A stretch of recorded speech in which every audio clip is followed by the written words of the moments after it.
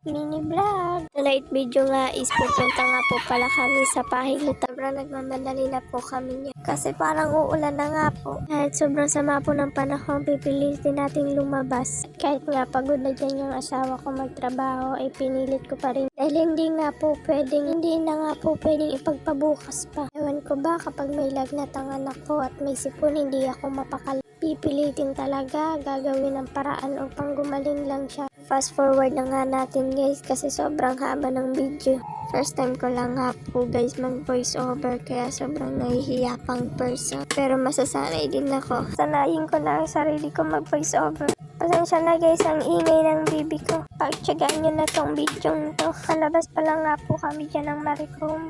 Bibili po muna kami ng manok pang ulam. Para pakatapos ng paghilot sa anak ko ay diretso na nga po kaming umuwi. Kasi baka maabutan ng ulan. Sobrang nagmamadali na nga. Pagpasensyahan nyo na nga ang boses ko guys. Lapit na nga po kami sa binibilhan naming manok. Dito nga po kami bumibili ng manok dahil sobrang sarap. Diyan nga po ay pumipili na ang asawa ko ng manok.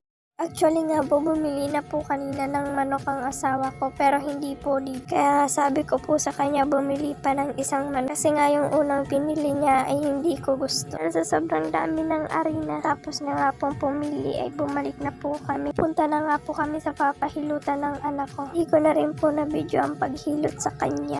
At di na rin ako nakabidyo pag pauwi namin. Umulan na nga po ng pauwi na kami kaya hindi na ako nakapag-video. Hanggang dito na lang po.